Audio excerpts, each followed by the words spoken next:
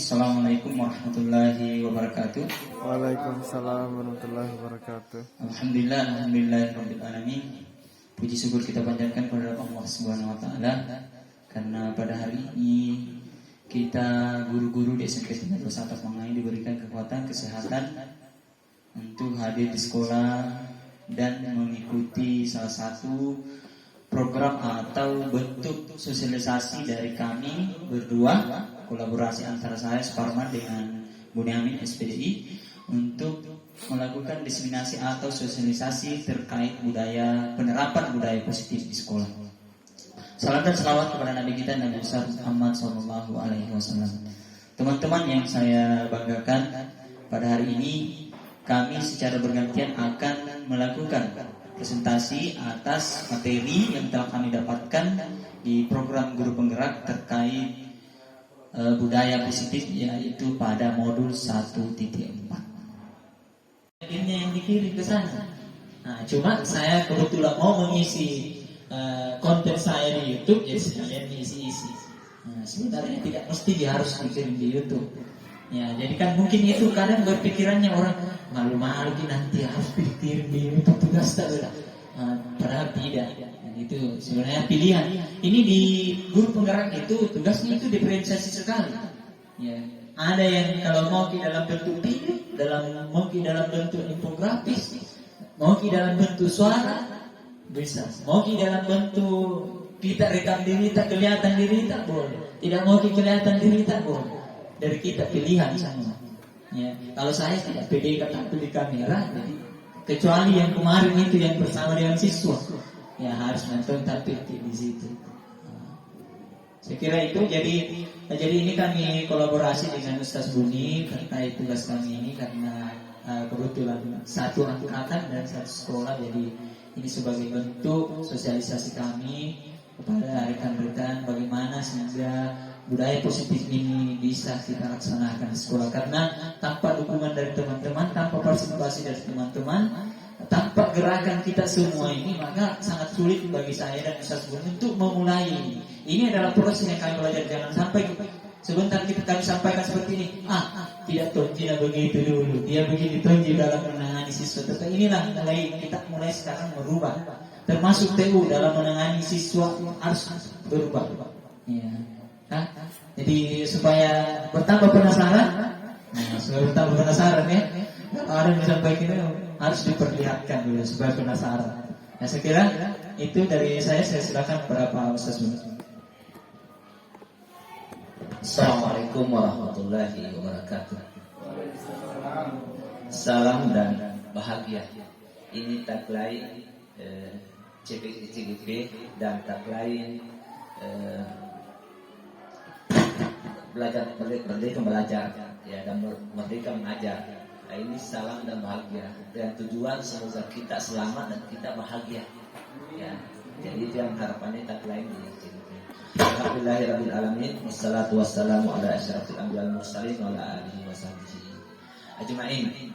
Amma ba'd, Bapak Kepala Sekolah, rekan-rekan sejawat, guru dan staf TU yang saya muliakan. Alhamdulillah pada hari ini dari izin Allah Subhanahu wa taala, saya dan bersama dengan Pak Parman akan mencoba mensosialisasikan budaya positif dan nilai-nilai universal yang perlu kita pahami bersama bahwa budaya positif ini bertalian dengan karakter, karena inilah yang paling diharapkan dalam dalam kehidupan kita sekarang ini, ya. Dan sementara sekolah adalah merupakan rumah kedua kita dalam berinteraksi di sekolah ini, sehingga di sekolah itu mestinya dibuat nyaman, aman, bahagia dalam tumbuh kembang anak. Kita menuntun anak dalam tumbuh kembangnya. Nah, sudah disampaikan beberapa bulan yang lalu atau 2 bulan yang lalu bahwa anak itu laksana tanaman. Kita ini adalah laksana petani. Kita tidak mampu merubah kodrat anak, cuma kita mampu mengarahkan, merawat anak itu bagaimana, tanaman itu bagaimana tumbuh dengan baik. Itulah kita selaku guru, selaku staf di sekolah ini, warga sekolah, kita menjadi petani, merawat tanaman itu tumbuh sesuai dengan kontraknya. Karena kita tidak mampu merubah kontrak anak. Nah, seperti cabai tidak bisa berbuah jagung, ya, kecuali dengan tomat bisa berbuah, labu bisa berbuah tomat dan semangka. Itu adalah dengan teknik lain, tapi itu kontraknya tidak bisa dirubah. Jadi kita harus menuntun anak itu sesuai dengan kontrak. Dan ini adalah budaya positif berkalian dengan karakter anak. Apa itu budaya positif? Budaya positif ini adalah nilai-nilai universal yang bisa kita semua lakukan, siapa saja bisa lakukan. Budaya positif berkalian dengan disiplin positif. Budaya positif berkalian dengan disiplin positif. Disiplin positif itu adalah manusia yang merdeka adalah manusia yang mampu mendisiplinkan dirinya. Manusia yang merdeka adalah manusia yang mampu mendisiplinkan dirinya.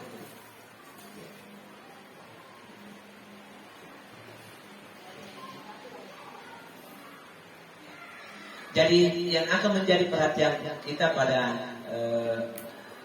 budaya positif ini yang mempengaruhi, ya, tumbuhnya budaya positif ini ada beberapa hal yang bisa mempengaruhi. Pertama adalah teori motivasi dan hukuman, ya, ini yang bisa mempengaruhi. Yang kedua adalah keyakinan keras. Yang ketiga adalah kebutuhan dasar manusia dan posisi kontrol manusia. Ini bisa tumbuh dari budaya positif. Yang pertama adalah yang bisa memunculkan disiplin positif atau budaya positif adalah motivasi dan hukuman. Motivasi ini ada dua. Pertama dari luar. Jadi anak itu bisa menumbuhkan budaya positifnya adalah dari luar. Kita bisa berbudaya positif karena ada yang memberikan motivasi. Yang kedua, motivasi yang kedua adalah motivasi dari dalam diri kita. Motivasi dari luar itu bisa berupa penghargaan. Nanti orang melakukan berbuat kebaikan kalau ada penghargaan, kebaikan kalau ada penghargaan. Nah, itu dari luar. Motivasi dari dalam. Kita menyadari bahwa ini adalah nilai-nilai universal yang harus kita miliki, yang kita miliki. Dari dalam itu mengukur potensi diri kita, bukan menjadi diri orang lain. Ya. Nah, jadi menjadi diri kita sendiri. Mengukur baju kita di badan kita sendiri, bukan mengukur baju kita di badan orang lain, karena salah ya. Atau mengukur orang lain dengan ukuran kita. Nah, itulah dari internal kita. Nilai-nilai kebajikan itu yang diumumkan kepada dalam PPM atau Merdeka Belajar itu profil pelajar Pancasila. Ini semua orang bisa melakukan, siapapun bisa melakukan. Agama apapun bisa melakukan, suku apapun bisa memiliki ini. Pertama adalah beriman dan bertakwa kepada Tuhan yang Maha Esa dan berakhlak mulia. Nah, kita semua bisa beriman, bertakwa, bisa berakhlak mulia. Berakhlak mulia kepada siapa? Kepada sesama, kepada alam, kepada alam sekitar kita. Itu akhlak mulia. Yang kedua adalah mandiri. Semua orang bisa mandiri. Yang ketiga bisa bernalar kritis dari motivasi tadi. Yang keempat berkelindahan global. Inilah yang perlu kita pahami bahwa kita semuanya berbeda-beda. Dalam perbedaan itu kita bisa hidup dalam satu kesatuan. Nah, itulah profil pelajar Pancasila. Memahami seluruh bahwa kita semua tidak bisa bersatu dalam perbedaan, tetapi kita tidak bisa satu dalam perbedaan, tetapi kita bisa bersatu dalam perbedaan itu. Yang keempat adalah, yang kelima adalah bergotong royong. Ini yang diharapkan nilai-nilai universal adalah bergotong royong. Yang terakhir adalah kreatif. Budaya positif bisa muncul dari pertama adalah motivasi, yang kedua hukuman, yang ketiga konsekuensi dan restitusi. Motivasi tadi saya sudah jelaskan, ada dari luar, ada dari dalam. Ya. Dari luar itu adalah penghargaan. Bisa orang melakukan kebaikan-kebaikan karena mengharapkan penghargaan. Tetapi ini tidak selalunya kita lakukan. Tidak baik kita lakukan selalu memberikan penghargaan karena memupukkan nilai universal. Nanti orang melakukan kebajikan itu karena ada diharapkan mau mendapatkan hadiah, baru melakukan kebajikan. Nah, itu tidak baik. Ya, karena hanya melakukan mengharapkan penghargaan. Yang kedua adalah hukuman. Orang bisa disiplin, berbudaya positif kalau ada hukuman. Dan ini yang selama ini kita lakukan. Ya, anak-anak tidak memungut sampah bertugas, kita memberikan hukuman.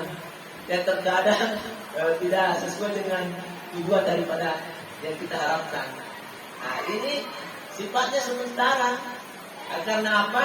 Kalau terus dilakukan anak-anak itu dan bahkan kita hanya untuk menghilangkan ketidaknyamanan. Anak-anak belum menyadari bahwa ini adalah nilai universal yang harus saya miliki. Membersihkan itu bukan karena untuk mendapatkan penghargaan, bukan untuk menghilangkan hukuman, tetapi saya melakukan kebersihan ini bentuk daripada cinta kepada lingkungan. Jadi itu hukuman harus kita menelisir, yang mengurangi hukuman itu. Yang selanjutnya adalah konsekuensi. Ini sudah meningkat untuk menumbuhkan nilai positif konsekuensi.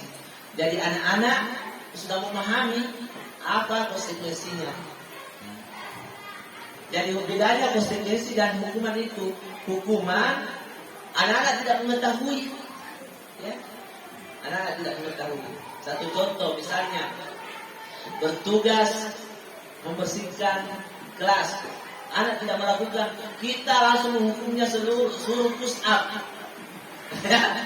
Tidak ada keterkaitannya.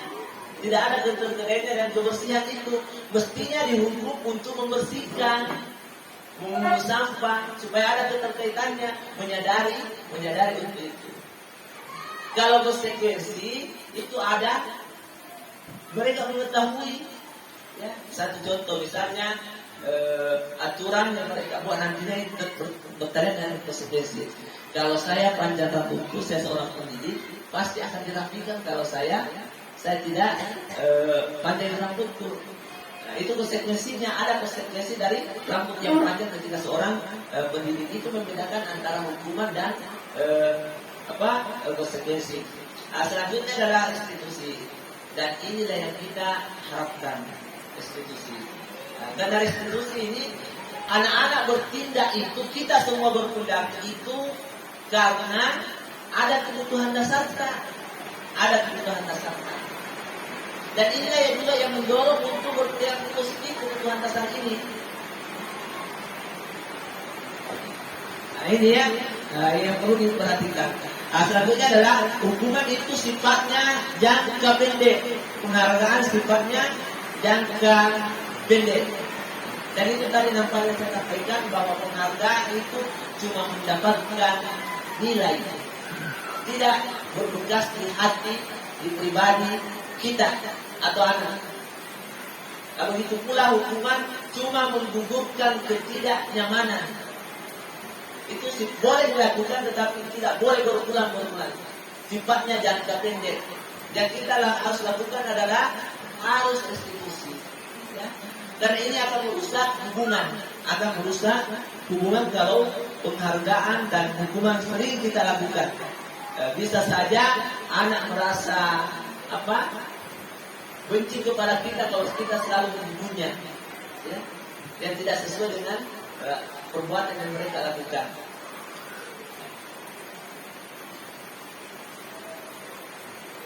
Nah, yang kedua adalah menurunkan kualitas,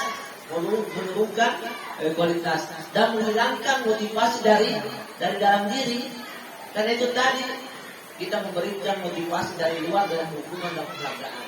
menghilangkan motivasi dari dalam diri anak itu, tidak menyadari bahwa apa yang dia lakukan itu merupakan nilai-nilai universal yang semua orang mampu melakukannya.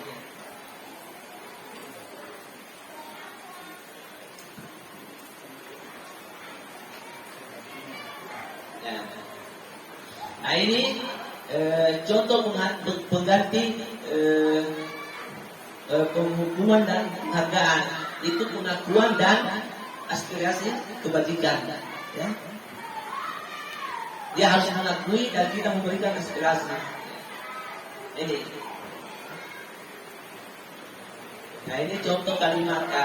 Ketika kita mengadakan restitusi, ini adalah menggunakan kalimat positif. Kalimat positif. Supaya anak-anak untuk senantiasa menyadari apa yang mereka lakukan. Pembukaannya kemarin saya perhatikan di kebijakan rasa empatimu besar sekali. Situasinya pada saat menolong murid baru di kelas kita. Itu adalah kalimat-kalimat yang kita harus gunakan dalam restitusi untuk menumbuhkan yang namanya nilai positif. Dan untuk mewujudkan restitusinya itu, ini keyakinan kelas. Dan insya Allah ini yang saya akan lakukan bersama Pak Patang, mencoba membuat keyakinan kelas yang dari siswa sendiri, bukan dari kita guru. Ya, keyakinan kelas. Siswa sendiri yang membuatnya, dan setelah dibuat disepakati bersama, dan kita guru menyepakati dan menunjukkan nanti tanda tangan begitu alumnya ada surat pendapat dari siswa. Dari inilah nanti ketika ada siswa berbuat kesalahan, keyakinan kelas ini yang ditanyakan untuk menunjukkan budaya positif, untuk menunjukkan budaya positif itu menunjukkan kesalahan yang kita sudah jelaskan. Nah ini yang keyakinan kelas itu bersifat abstrak. Berupa pertanyaan universal yang dibuat oleh siswa, bukan tidak dibuatnya, ini tidak pendapat, dan bisa kita semua lakukan oleh warga sekolah. Keyakinan kelas ini akan menjadi keyakinan sekolah, keyakinan kelas akan menjadi keyakinan sekolah. Ini tidak pendapat dapat kita kembali dalam waktu. Jadi itu bentuk kegiatannya, insya Allah.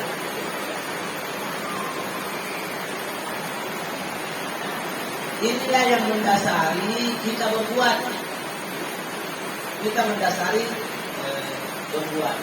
Karena kita manusia mempunyai kebutuhan dasar.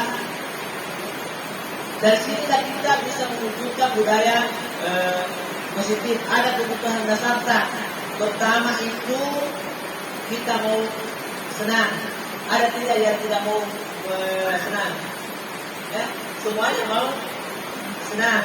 Yang kedua, bertahan hidup. Yang ketiga, kebebasan. Ada yang mau semuanya bebas kan? Semuanya mau bebas. Yang keempat, semuanya mau disayang, mau diterima. Yang terakhir adalah penguasaan. Saya kasih contoh. Ya. Ihsan kemarin kelas 9 tidak datang sekolah. Ya. Tidak datang. Kenapa tidak datang terima lapor? Saya bertanya, saya mau mengetahui sejauh mana kebutuhan dasarnya ini Ihsan. Ya. Kenapa tidak datang ke sekolah? Pasti ada tindakannya. Ada kebutuhan dasar yang dia harus penuhi. Saya tanya, kenapa saya tidak ingin terima rapor?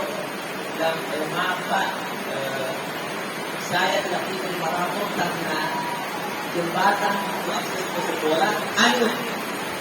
Berarti apa kebutuhan dasar saya di situ? Ya, bertahan hidup. Ketika kita tidak mengetahui kebutuhan dasarnya, kita marah-marah. Saya wali kelasnya marah-marah, kenapa tidak pergi terima rapor ini? Nah ini sudah haknya. Dan kita mau restitusi ini, kita tanya dulu apa kebutuhan dasar yang tidak mau dipenuhi. Sama ketika kita mengajar, Ya. Ada anak-anak yang sering menjadi keluhan kita. Ada anak-anak yang kita menerangkan, ya, lain perhatiannya. Kita tidak pernah menanyakan kenapa demikian. Mungkin ketika kita tanya alasannya mau bebas, ya, atau alasannya tidak senang kepada makhluk tersebut. Kita langsung saya menjustifikasi anak bahwa nakal sekali itu sekali. Karena kita tidak pernah mengukur sejauh mana kebutuhan dasar yang harus mereka penuhi.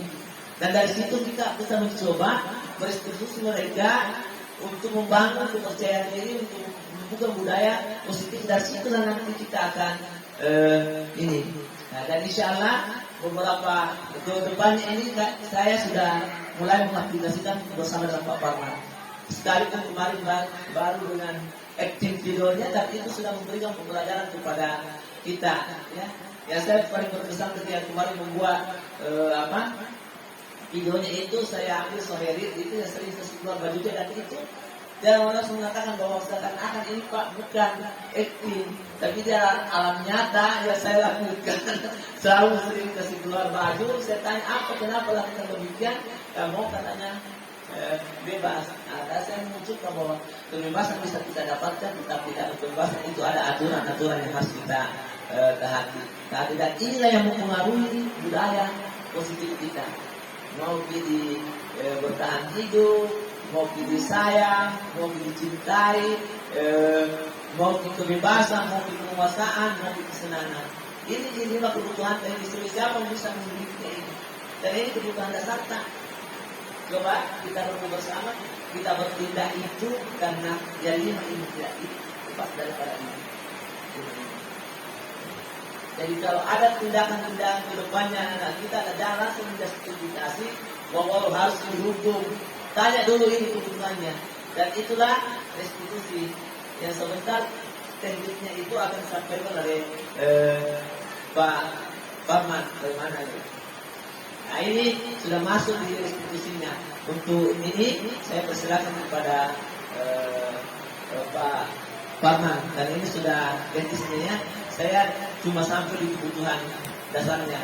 Dan mungkin ada penguatan-penguatan kembali dari Pak Parman dari yang awal, dan nanti kalau ada dari Pak Parman saya akan menambahkan tentang restitusi ini. Ini adalah teknis bagaimana kita menyikapi menumbuhkan budaya positif kepada siapa saja, insya Allah. Baik, terima kasih. Aplaus dulu untuk Pak Ustaz Buni. Jadi apa yang disampaikan tadi Pak Ustaz Buni itu terkait perencanaan ke depan, bagaimana menerapkan disiplin positif di sekolah. Yang pertama tadi terkait kebajikan universal. Jadi kebajikan universal itu adalah salah satu nilai-nilai positif yang kita secara umum manusia menyepakati bahwa itu adalah sesuatu yang baik. Itu yang dimaksud dengan kebajikan universal. Dan ternyata di negara kita, bangsa kita itu sudah menyepakati apa kebajikan universal yang ingin dicapai oleh peserta didik kita itu, yang ini yang berada di profil pelajar Pancasila yang sudah dipaparkan tadi oleh Ustaz Buni, mulai dari beriman dan bertakwa. Itulah nilai kebajikan yang ingin dituju oleh murid-murid kita. Jadi walaupun di situ ada 6, biasanya kan Pancasila itu ada 5, tetapi ternyata diubah. Jadi ada 6, ya. Nilai profil pelajar Pancasila yang kita capai. Inilah kebajikan universal yang ingin dicapai murid-murid kita. Ya, di situ tidak ada yang mengatakan di situ ingin menjadi ahli fisikawa, tidak ada.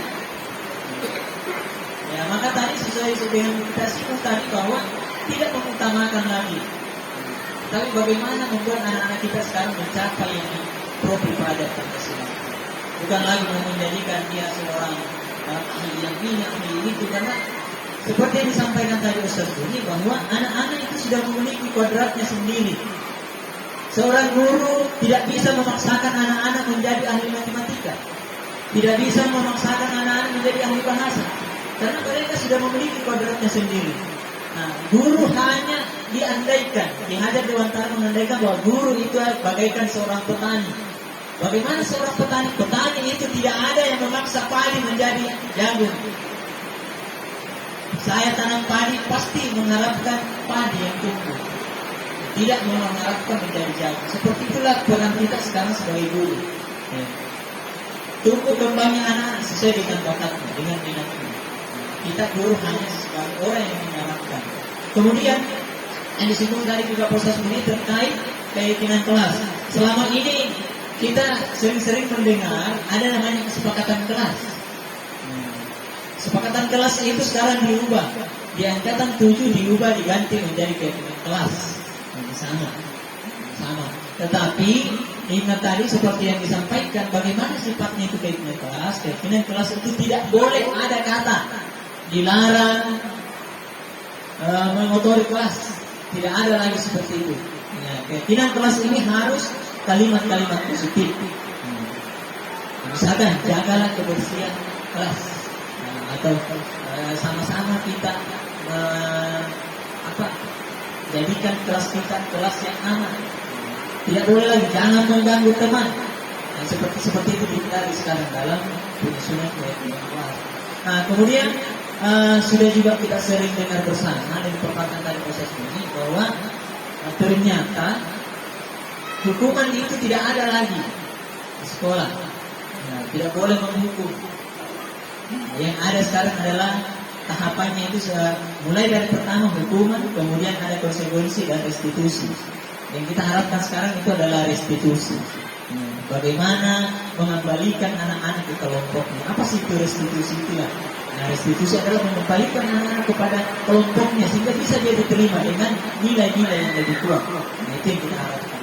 Nah, kemudian tadi disinggung juga proses bunyi penghargaan. Di kurikulum Merdeka tidak ada juga penghargaan. Nah, tidak ada penghargaan. Nah, karena ternyata seperti disampaikan tadi, penghargaan itu menghukum. Siapa yang dihukum itu penghargaan? Coba dibayangkan kalau kita semua, anggaplah saya satu kelas dengan Pak Samsul. Pak Samsul ranking 1, saya ranking 2. Maka yang paling dihukum di situ adalah ranking 2. Bersalah sedikitnya nih, beda 1 di nilaiku. Seharusnya saya tidak bisa ranking 1. Ternyata seperti itu. Dan berdasarkan penelitian bahwa penghargaan itu mengurangi keefektifan. Ternyata, makanya di sini kita sudah sering dengar barangkali bahwa di kurikulum Merdeka itu tidak ada lagi penghargaan, diganti dengan apresiasi positif. Nah, seperti yang disampaikan. Apresiasi positif itu harus dalam jangka panjang yang lama dan menyeluruh, semua siswa mendapat di dalam kelas. Diganti dengan apresiasi positif. Dan itu bukan hanya guru. Nah, tata usaha juga, kalau ada yang kebetulan rajin masuk di perpustakaan, bisa juga kita berikan apresiasi. Oh, nak, saya lihat kemarin kamu membaca buku ini, itu buku menarik, seperti itu. Ya. Jadi kita ganti. Nah, kemudian ini teknisnya, ada pertanyaan di atas. Saya persilakan bapak-bapak, ibu-ibu coba dibaca pertanyaannya. Ada kelompok pertama, nomor 1, patuhi aturan saya atau awas. Kamu selalu saja salah, selalu pasti, selalu yang terakhir selesai. Ini berdasarkan posisi Anda dengan dia baca-baca ini dulu. Di mana, yang mana kalimat yang biasa kita gunakan. Lanjut lagi, Ustaz. Nah, ibu sangat kecewa sekali dengan kamu. Nah, kira-kira ada yang pernah mengatakan seperti itu kepada siswanya? Saya Pak saya kecewa sekali sama kamu. Masa begini dikasih pekerjaanmu? Ya, dalam bahasa kita misalkan. Kemudian kelompok yang ketiga, ayo bantulah demi bapak ya nak. Nah, biasa kita seperti itu bisa. Nah, kerjakan di kodok ini. Butuh sekali. Ini sangat bagus ini kita perhatikan. Kemudian ini cuma contoh kalimat. Nah, peraturannya apa yang telah kamu lakukan, sanksi atau konsekuensi apa. Misalkan ada sesuatu di luar bajunya, nah, dilihat itu peraturan kelas toh, ada di situ dilarang mengeluarkan baju, berarti Anda berada pada kelompok yang ketiga itu. Kemudian yang terakhir, apa yang kita yakini, apa yang kamu yakini, sini ya. Kemudian jika kamu yakin apa yang kamu bersedia memperbaikinya. Ini yang terakhir inilah yang sekarang kita harapkan. Pertanyaan-pertanyaan yang kita gunakan sebagai guru. Yang kelompok terakhir. Tadi ada keyakinan kelas disampaikan oleh proses guru. Jadi ini terkait dengan pertanyaan itu. Oke, next proses.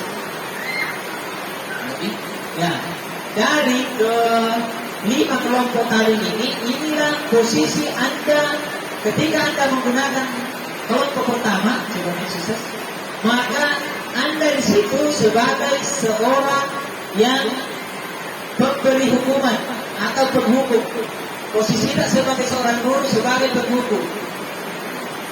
Datang sesuatu, terlambat. Apa yang kamu langgar? Karena kamu terlambat datang, silakan push up sekarang juga. Anda penghukum. Itu harus ditinggalkan sekarang. Ini malas datang mengerjakan tugas, disuruh tulis di bukunya. Saya akan rajin menulis, mengerjakan tugas, saya akan rajin menulis 1000 kali.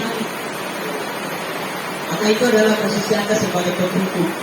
Ini harus ditinggalkan. Kemudian yang kedua itu adalah membuat merasa bersalah. Posisi guru sebagai seorang yang membuat siswa merasa bersalah kepada dirinya, sehingga muncul rasa ketidakpercayaan diri dari diri siswa.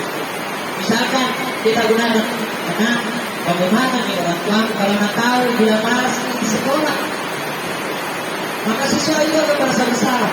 Ternyata itu juga harus dihindari. Tidak kasihan tidak sama ibu, capek-capek malah dari pagi, keluar-keluar di depan menjelaskan, tidak ada kita tahu. Maka Anda berperan sebagai posisi seorang yang membuat anak merasa bersalah. Ternyata juga itu harus ditinggalkan. Kemudian lanjut, posisi sebagai seorang teman, akrab sama anak-anak, yang tahu. Nah, itu juga suruh, itu tidak boleh juga. Karena nanti anak-anak kita, kalau posisi teman, walaupun masih bisa dilakukan, teman itu masih bisa dilakukan.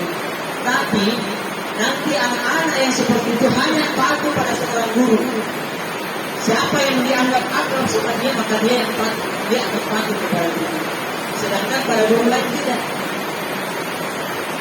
Karena dia akrabnya sama Pak Samsul saja. Kalau Pak Samsul, bagaimana tugas tenang? Bahas biar begitu bisa ada dulu, asal ada. Jadi cara bicaranya itu terlalu akrab. Ternyata tidak boleh. Itu perlu juga kita. Kemudian selanjutnya itu adalah kelompok pertanyaan yang keempat tadi itu sebagai pemantau. Ya, pemantau. Terlambat datang. Apa yang kamu langgar? Di luar bajumu. Aturannya seperti ini. Selalu berbicara tentang aturan. Dilarang memutar HP di dalam kelas. Di kelas sudah ada keyakinan kelas. Jadi ini yang selanjutnya. Kemudian yang terakhir atau yang keenam itu adalah yang kelima adalah sebagai manajer. Guru diharapkan semua bisa menjadi manajer di sekolah. Manajer karena posisi seorang guru sebagai manajer, maka dialah yang akan mampu menerapkan yang segitiga restitusi. Yang pertanyaan terakhir. Nah, apa tadi yang kita lakukan? Oh, saya kasih keluar baju kita. Kira-kira kalau keluar baju kita, apa keyakinan kelas yang kita langgar? Jadi bukan kita yang menentukan kepada siswa, tetapi dia sendiri yang menyampaikan. Oh, saya melanggar ini, Pak. Terus bagaimana caranya supaya kita tidak langgar lagi keyakinan itu? Maka dia juga yang mencari. Inilah posisi yang paling diharapkan, yakni posisi guru sebagai seorang manajer. Bagaimana mengarahkan siswa menemukan permasalahan yang dibuat, kemudian menemukan solusi atas permasalahan itu. Kita tidak lagi langsung menghukum. Walaupun di lain waktu, ya di modul ini mengatakan bahwa di lain waktu seorang guru masih bisa menerapkan posisi sebagai teman dengan posisi sebagai pemantau. Tetapi yang paling diharapkan itu adalah posisi sebagai manajer. Dari manajer. Nah, bagaimana ini pemantau? Siapa sih itu pemantau? Pemantau itu seperti yang dijelaskan tadi proses bunyi, ada di situ namanya penghukum, kemudian konsekuensi dan restitusi. Kalau seorang guru yang memposisikan dirinya sebagai pemantau, maka dia akan memperlihatkan konsekuensi. Kalau di luar baju, maka kita harus push up 10 kali misalkan. Itu konsekuensi. Karena konsekuensi itu artinya sesuatu yang sudah disepakati bersama. Harus kita perhatikan. Kemudian lagi Ustaz. Ya, Ustaz. Kemudian segitiga restitusi, inilah yang kita harapkan sebagai Ustaz. Ya, segitiga restitusi itu ada 3 tahapan. Ya, ini tidak terlihat di atas. Yang segitiga ini, tahapan pertama itu adalah menstabilkan identitas. Jadi kalau ada anak-anak kita bermasalah, maka langkah pertama yang kita lakukan stabilkan identitasnya. Ya. Ada anak-anak di luar bajunya dipanggil. Nah, kira-kira apa masalah yang kita buat? Maka anak-anak itu akan bilang, ini Pak, saya di luar bajuku. Saya juga biasa di dulu waktu sekolah, misalkan seperti itu. Waktu sekolah saya juga biasa juga di luar bajuku. Tapi kira-kira kalau di luar baju kita, apa kira-kira keyakinan kelas yang telah kita lakukan? Ataukah ada orang yang anak kita berkelahi, maka kita pertanyakan kepada dia, apa pelanggaran yang telah kita buat? Apa keyakinan kelas? Saya berkelahi. Oh iya, memang banyak di orang itu biasa berkelahi di kelas sekolah. Bukan hanya kamu yang pernah berkelahi di kelas. Misalkan kita tidak pernah melakukan itu. Bukan hanya kamu yang pernah berkelahi di kelas. Banyak juga orang lain. Itu yang dimaksud di sini adalah tahapan-tahapan menstabilkan identitas.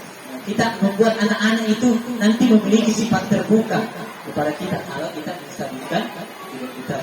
Kemudian yang kedua itu adalah validasi tindakan yang salah. Nah, kita men-cross check apa tindakannya. Nah, tadi sudah dikatakan saya mengeluarkan baju. Nah, dan ini mungkin paling sering di sekolah kita yang mengeluarkan bajunya. Maka kita diserahkan kira-kira menurutmu itu bagus atau tidak. Nah, itu dia sampaikan sendiri. Kalau saya berkelahi, maka saya akan mendapatkan seperti ini, kurang bagus. Walaupun ya tentu saja pastinya akan berat kita terapkan. Tapi minimal dulu kita bisa memposisikan diri sebagai pemantau dan sebagai teman. Sebagai manajer ini adalah bagian akhir. Ini tujuan kita bersama, mudah-mudahan kita nanti bisa menjadi. Nah, kemudian yang terakhir adalah menanyakan keyakinan kelas. Jadi pertanyaan-pertanyaan yang kita masukkan di sini adalah terkait bagaimana keyakinan kelas yang telah dilanggar itu bisa mendapatkan solusi dan nanti anak-anak itu meninggalkan perbuatan itu, perbuatan yang tidak baik tadi. Nah, secara sadar, karena inilah yang dimaksud dari restitusi itu, bagaimana mengembalikan anak-anak ke kelompoknya dengan keyakinan yang lebih baik. Nah, maksudnya itu keyakinan terhadap apa yang telah kita sepakati. Nah, ini yang kita harapkan dari solusi restitusi. Kemudian bisa lanjut. Kemudian ini di atas ada contoh yang mana peraturan dan yang mana keyakinan kelas. Jadi nanti karena pasti kita semuanya akan membuat keyakinan kelas. Jadi diharapkan semua guru membuat keyakinan kelas. Kalau tidak berlaku secara umum berarti keyakinan kelas pada mapel masing-masing. Jadi bisa dibuat, terutama wali kelas. Kalau mau bisa membuat keyakinan kelas yang berlaku semua kelas, semua mapel. Tapi guru mapel tetap juga bisa membuat keyakinan kelas. Jadi kalimat-kalimatnya seperti ini di atas, tanggung jawab, menghormati orang lain, menghormati orang lain dan berkomitmen. Ya, tidak, yang di sebelah ini adalah masih bentuk peraturan. Jadi tidak digunakan seperti itu. Selalu kembalikan buku ke tempatnya, dilarang mengganggu orang lain, hadir di sekolah 15 menit sebelum pembelajaran. Ini adalah peraturan. Jadi itu yang kita tinggalkan. Jadi nanti kita buat keyakinan kelas. Keyakinan kelas ini kalimat-kalimatnya itu abstrak. Tidak terlalu menjurus spesifik. Jadi dia kalimatnya sekarang itu abstrak. Tidak terlalu spesifik. Misalkan dilarang menggunakan sepatu warna-warni. Tidak seperti itu. Tidak ada. Tidak terlalu spesifik. Jadi dia sifatnya abstrak. Supaya lebih luas cakupannya. Ya? Tanggung jawab. Contoh, tanggung jawab. Tanggung jawab ini bisa meluas. Dia mengharapkan seperti itu. Lebih luas cakupannya. tanggung jawab misalkan pada bukunya, pada mata pelajarannya, pada tugas-tugasnya. Jadi dia lagi oke, segera sedikit khusus. Kemudian lanjut. Sini ada tadi hukuman dan konsekuensi. Ini pertanyaan buat kita semua.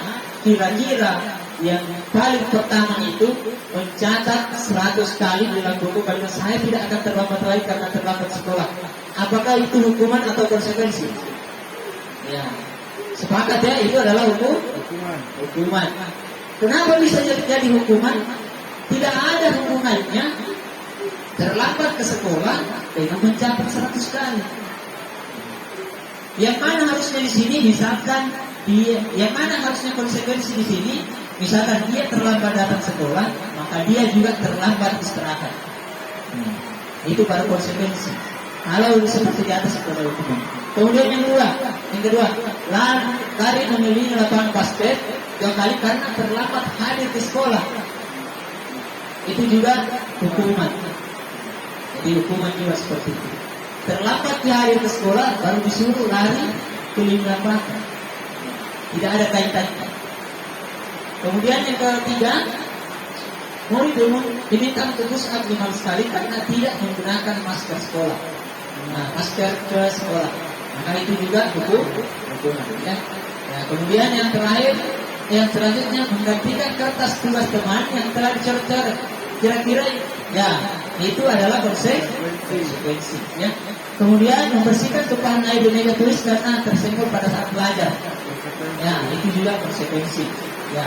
Kemudian murid disuruh tidak menggunakan sepatu syariah di sekolah karena tidak menggunakan sepatu hitam. Ya, kira-kira itu. Nah, itu adalah hukuman. Ya. Jadi, yang mana konsekuensinya di sini? Harusnya mungkin pulang ke rumah mengambil sepatu. Yang seperti itu. Ya. Kemudian yang terakhir, lari mengelilingi lapangan basket 2 kali karena terlambat 10 menit untuk mata pelajaran kekirokan. Jadi bisa aja. Ya, jadi ini konsekuensi. Nah, ini konsekuensi. Ya. Nah, jadi misalkan Ibu Gina terlambat masuk ke kelasnya Ibu Gina pelajaran matematika, maka bisa menghafal kali-kalian 5. Nah, bisa ada hubungannya ya karena mata pelajaran matematika. Tapi kalau mata pelajaran saya bahasa Indonesia baru saya suruh. Nah, kalau terlambat sekarang hafal kali-kalian 5, kali-kalian 10 dan seterusnya. Maka itu tidak ada kaitannya. Kemudian selanjutnya tadi terkait posisi kontrol kita sebagai seorang guru. Tadi ada yang pertama penghukum, kemudian pembuat merasa bersalah, kemudian sebagai teman, kemudian sebagai pemantau dan sebagai manajer. Ya, pertanyaan pertama, saya sangat kecewa. Saya kecewa sekali dengan kamu. Kira-kira ini posisinya guru kalau berkalimatnya seperti itu apa? Bersalah ya. Nah, pembuat merasa bersalah. Kemudian kamu tidak pernah benar melakukannya, atau kamu selalu salah saja ketika mengerjakan tugasnya. Kira-kira ini apa ini posisinya? Silakan next. Ya. Nah, ini sebagai seorang penghukum. Kemudian apakah kamu mau mendapatkan stiker bintang hari ini? Oh, ayo lakukan demi ibu atau demi bapak. Maka itu kita sebagai seorang guru memposisikan diri sebagai seorang teman. Nah, kemudian apakah kamu mau mendapatkan stiker bintang hari ini? Sebagai pemantau. Kemudian bagaimana kamu bisa menyelesaikan masalah ini? Inilah sebagai posisi manajer. Kemudian yang terakhir, ya kamu selalu yang paling terakhir menyelesaikan tugas. Ini adalah penghukum. Ya. Nah, jadi kamu selalu terakhir. Jadi yang mana yang harusnya di sini yang kita posisikan diri kita sebagai seorang guru itu sebagai manajer tadi. Ini maksudnya kita pelajari bersama. Minimal sebagai pemantau dan sebagai teman. Jadi kita mengharapkan di sekolah kita ini tidak ada lagi yang membuat orang merasa bersalah dan memposisikan dirinya sebagai penghukum. Itu yang kita harapkan. Kemudian inilah tugas kami dari saya dengan Ustaz Budi sebagai CGP, bagaimana mengubah mindset kita seorang guru itu dalam memposisikan diri di sekolah. Ada 5 tadi posisi kontrol kita sebagai seorang guru. Yang 2 posisi kontrol itu tadi harus kita hilangkan. Karena sesuai dengan penjelasan Ustaz Buni tadi, yang pertama bahwa seorang manusia itu memiliki kebutuhan dasar. Seorang anak melakukan perbuatan ini dan itu karena ingin memenuhi kebutuhan dasarnya. Ada anak-anak misalkan di dalam kelas mengganggu teman kelasnya, mengganggu teman kelasnya. Kemudian apa sih sebenarnya yang ingin dia penuhi sehingga mengganggu temannya? Bisa jadi dia ingin memenuhi kebutuhan dasarnya untuk mendapatkan kesenangan. Ketika kita menanyakan kepada dia, kenapa nak kita ganggu teman kan? Enak sekali kuliah kalau ketawa-ketawa. Berarti dia ingin memenuhi kebutuhan kesenangannya. Ada orang mengambilkan pulpen temannya. Berarti ada juga kebutuhan dasar yang ingin dipenuhi. Dari 5 kebutuhan dasar tadi itu bisa jadi ingin memenuhi kesenangannya, ingin bertahan hidup, ternyata dia tidak memiliki pulpen. Ataukah ada anak-anak merasa minder di dalam kelasnya, berarti dia tidak mendapatkan kebutuhan lovely atau diterima atau kasih sayang dari orang lain. Inilah yang menjadi kewajiban kita sebagai seorang guru, bagaimana memposisikan diri kita sebagai manajer sehingga 5 kebutuhan dasar dari murid-murid kita atau anak-anak kita itu bisa tercapai dengan kita memposisikan diri kita sebagai seorang manajer. Sehingga diharapkan ketika kita sebagai seorang guru bisa memposisikan diri sebagai seorang manajer, maka disiplin positif atau budaya positif yang kita harapkan di kelas atau di sekolah bisa tercapai. Nah ini kaitannya bahwa anak-anak melakukan perbuatan ini dan itu karena dia ingin memenuhi kebutuhan dasarnya. Kemudian bagaimana cara kita guru menangani itu? Posisikan diri kita apakah sebagai teman atau sebagai pemantau, dan paling akhirnya yang paling diharapkan adalah kita memposisikan diri sebagai seorang manajer yang bisa mengarahkan anak-anak kita atau murid kita untuk menemukan solusi atas permasalahan yang telah dibuat dengan teknik segitiga restitusi. Apakah segitiga restitusi itu harus diterapkan semua? Tidak mesti. Jadi bisa kita langsung pada bagian kedua, misalkan memvalidasi tindakan. Kita menganggap bahwa ini masalahnya tidak mesti, ini biasa. Misalkan mengeluarkan baju, saya kira itu biasa ya. Tidak perlu kita sampai mengatakan saya juga pernah juga gitu waktu sekolah kasih keluarkan baju. Nah, saya begitu nakal juga kan dulu, tidak mesti seperti itu. Ya. Nah, bisa kita langsung masuk pada validasi tindakan ataukah langsung pada bagian akhir. Menanyakan kira-kira kalau dibuat kelanjutan, kira-kira keyakinan kelas apa yang kita langgar? Oh, saya melanggar kedisiplinan Pak, kedisiplinan dalam berpakaian. Nah, terus bagaimana caranya kira-kira sehingga kita tidak lagi melanggar itu? Nah itu di anak-anak dibiarkan sendiri untuk berimajinasi, memunculkan daya nalarnya berkreativitas untuk menemukan solusi. Guru lagi bukan pemberi solusi, tapi biarkan anak-anak menemukan solusinya sendiri. Kita tinggal mengarahkan dengan teknik tadi segitiga restitusi untuk mencapai disiplin positif. Mudah-mudahan ini bisa semua kita laksanakan, terutama terkait penyusunan keyakinan kelas. Jadi ini kami melihat di CGP angkatan 7 mulai diganti dari kesepakatan kelas menjadi keyakinan kelas. Jadi ini bisa kita terapkan semua sekolah. Saya kira ini dulu dari saya. Mungkin ada tambahan dari proses Buni sebelum kita akhiri.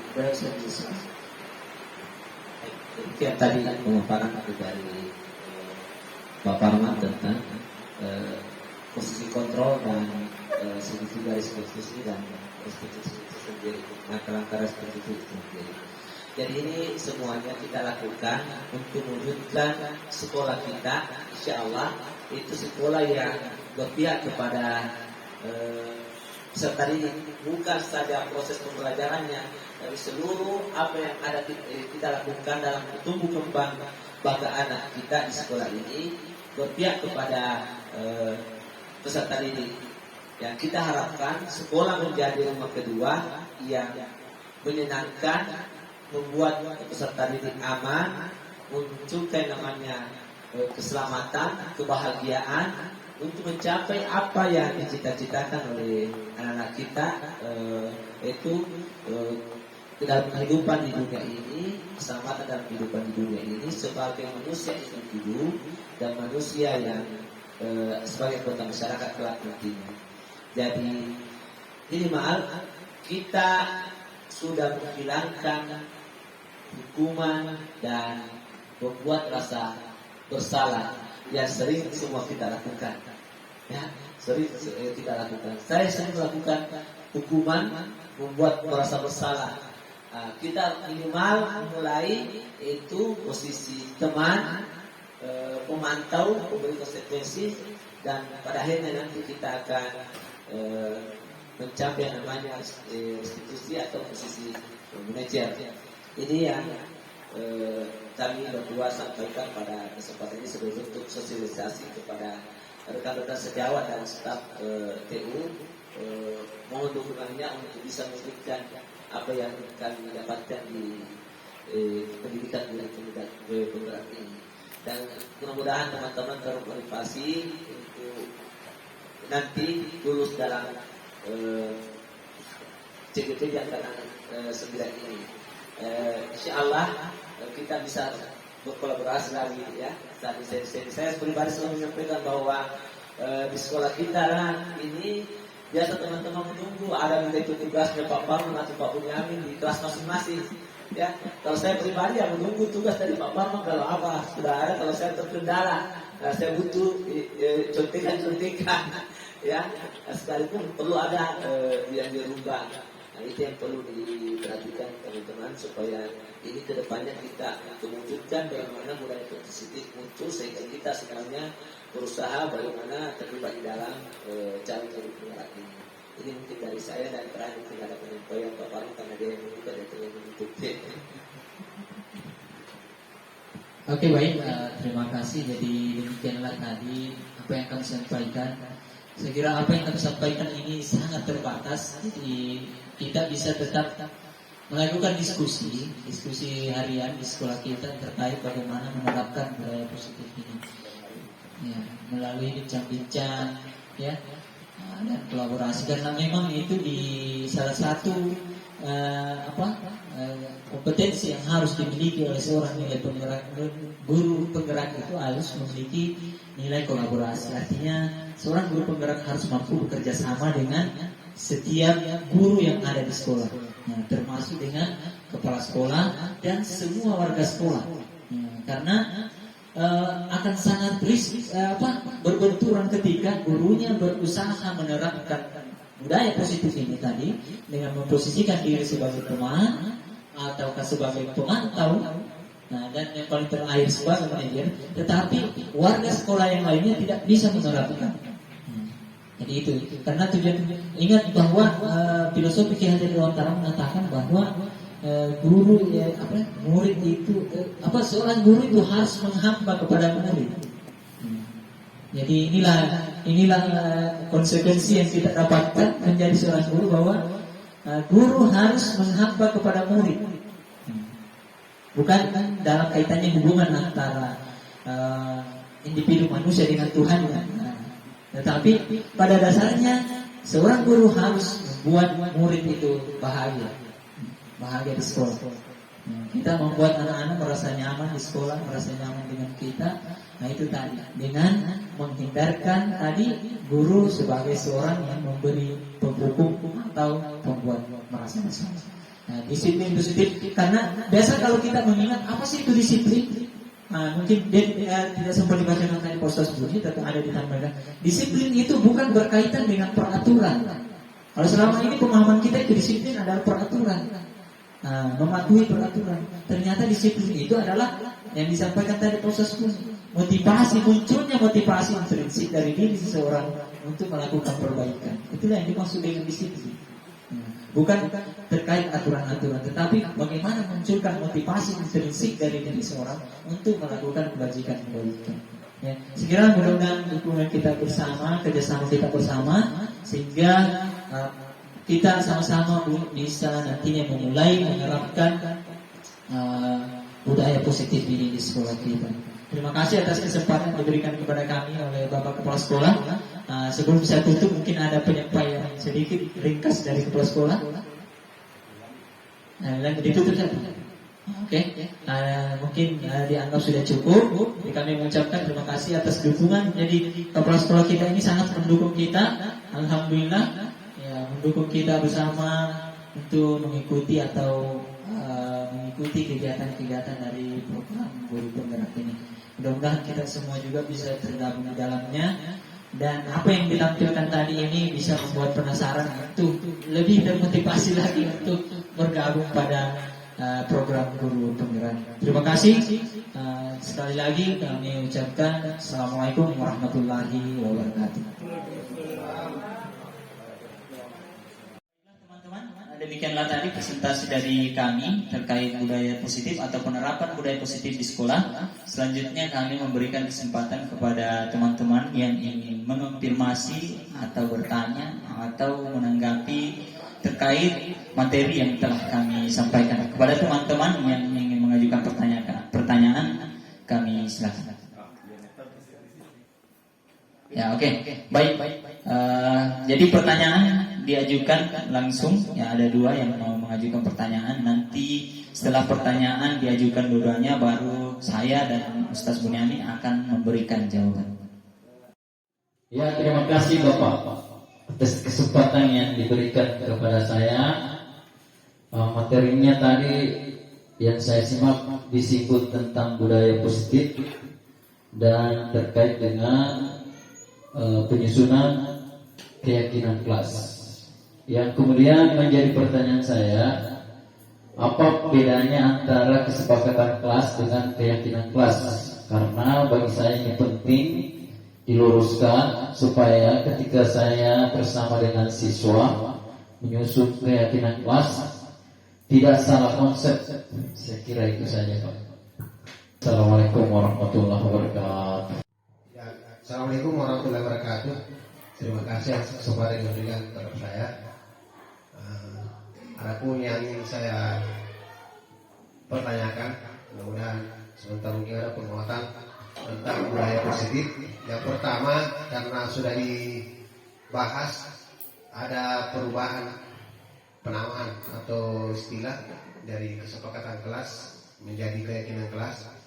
Cuma ya, saya ingin tanyakan bagaimana cara dalam pelaksanaan, misalnya ada siswa yang melakukan pelanggaran, karena tidak boleh lagi ada istilah penghukum, tidak boleh lagi ada istilah pembuat rasa bersalah. Kira-kira kiat-kiat atau penguatan apa yang harus dilakukan oleh siswa supaya kita tergolong kepada di luar dari penghukum dan pembuat rasa bersalah, karena di minimal kita menjadi teman atau menjadi pemantau. Dan tadi disampaikan bahwa pada di akhir nanti keyakinan kelas di budaya positif ini, kita seharusnya guru adalah menjadi manajer supaya nanti siswa mencari solusi sendiri. Terima kasih. Assalamualaikum warahmatullahi wabarakatuh. Baik, terima kasih, luar biasa pertanyaan dari Pak Samsul dan Pak Sahir terkait materi yang telah kami sampaikan. Jadi pertanyaan dari sebenarnya perbedaan dari keyakinan kelas dengan kesepakatan kelas. Kemudian dari Pak Sahir tadi menyampaikan bahwa kiat-kiat apa yang harus dilakukan seorang guru supaya bisa menjadi seorang manajer atau memposisikan diri sebagai seorang manajer, tidak lagi sebagai pemantau apalagi penghukum, ya, dan pembuat merasa bersalah. Untuk pertanyaan kedua ini dua pertanyaan akan dijawab oleh Pak Ustaz Bunyamin, dan nanti selanjutnya akan saya tambahkan ketika memerlukan penambahan kepada Ustaz di silakan. Terima kasih. Jadi dari rekan guru ruangan antara kita IPA, Pak Samsul menanyakan apa perbedaan antara kesepakatan kelas dengan keyakinan kelas. Ya. Saya akan mencoba memberikan penjelasan. Kesepakatan kelas itu sifatnya adalah di dalamnya adalah tata tertib, yang memuat tata tertib yang disepakati antara kita dengan peserta didik. Sedangkan keyakinan kelas adalah merupakan kesepakatan yang kita coba jalankan untuk menjadi budaya positif di lingkungan sekolah kita ini. Itu perbedaan antara keyakinan dan kesepakatan kelas. Nah, itu yang pertanyaan pertama. Sedangkan dari Pak Zahir, bagaimana kiat-kiat apa yang kita harus lakukan untuk menghindari yang namanya pembuat merasa bersalah dan penghukum. Dalam konsep mengintervensi peserta didik untuk mewujudkan budaya positif, yang diharapkan adalah minimal sekali adalah kita menjadi teman dan pemantau, dan diharapkan kita menjadi manajer. Dan ini yang harus dipahami. Ketika ada peserta didik yang kita lihat tidak menerapkan budaya positif, atau kita menganggap bahwa dia kurang menerapkan budaya positif dalam lingkungan sekolah kita berusaha dulu mengadakan identifikasi masalah, menstabilkan identitasnya, menanyakan kenapa tidak menerapkan budaya positif yang sudah disepakati. Bisa saja karena peserta didik dan kita semuanya manusia memiliki kebutuhan dasar yang sudah jelaskan sebelumnya. Itu yang pertama, menstabilkan identitas. Yang kedua adalah memvalidasi tindakan. Yang ketiga adalah menanyakan keyakinan kelas apa yang mereka anggap, yang mereka tidak lakukan. Nah, dari sini muncul kiat-kiat apa yang mereka akan lakukan untuk mewujudkan keyakinan kelas tersebut. Ini dari saya untuk menambahkan. Saya persilakan kepada Pak Suparman menambahkan kepada dia, silakan. Terima kasih, luar biasa jawaban dari Pak Bunyani SPDI. Jadi seperti pertanyaan yang disampaikan tadi, bahwa apa sih sebenarnya perbedaan antara keyakinan kelas dan kesepakatan kelas. Jadi di program Angkatan 7 Guru Penggerak ini, kesepakatan kelas itu berubah istilah menjadi keyakinan kelas. Ya, dulu pada saat kesepakatan kelas itu masih sebatas seperti aturan-aturan yang disepakati oleh siswa di dalam kelas. Namun pada keyakinan kelas ini, penggunaan bahasa dalam penyusunan keyakinan kelas itu sifatnya lebih abstrak. Artinya bahasa, kalimat-kalimat yang digunakan dalam keyakinan kelas itu lebih abstrak, sehingga cakupannya itu menjadi lebih luas. Nah, contoh, kita ingin siswa-siswa kita itu tidak saling mengganggu di dalam kelas. Nah, maka di keyakinan kelas itu bisa kita ubah menjadi misalkan terkait keamanan. Keamanan kelas secara kondusif, misalkan seperti itu. Tidak lagi bahasanya tidak mengganggu. Kalau di kesepakatan kelas masih kadang dia masih menggunakan tidak mengganggu teman saat sementara belajar. Tetapi kalau di keyakinan kelas bahasanya itu lebih bersifat abstrak. Itu mungkin perbedaan yang paling mencolok, tapi pada dasarnya konsepnya sama, ya. Adalah bagaimana anak-anak kita itu bisa melakukan disiplin dengan kesadaran dirinya sendiri. Kemudian pertanyaan yang kedua dari Pak Said tadi terkait kiat-kiat. Jadi seperti materi tadi yang disampaikan, bahwa ada langkah yang dilakukan untuk menjadi seorang manajerial atau seorang manajer dalam menerapkan budaya positif ini. Apa langkah itu? Langkah itu yakni penerapan segitiga restitusi. Jadi guru harus mampu menerapkan segitiga restitusi yang terdiri ada atas 3 tahapan itu, ya. 3 tahapan itu bisa ditampilkan di atas, Ustaz. Ya, ada 3 tahapan. Pertama itu di atas itu ada namanya menstabilkan identitas. Kemudian yang kedua itu adalah validasi tindakan, dan yang ketiga itu adalah menanyakan keyakinan kelas. Jadi pada bagian ketiga kembali ditanyakan kepada anak-anak apa keyakinan kelas yang telah dilanggar atau tidak dipatuhi. Nah, ini poin penting dari penerapan segitiga restitusi. Walaupun penerapan segitiga restitusi ini tidak mesti harus diterapkan semuanya. Jadi tergantung dari tingkat kerumitan kasus yang terjadi. Jadi bisa kita langsung masuk pada level kedua misalkan, atau langsung ke bagian ketiga atau validasi tindakan dan keyakinan kelas.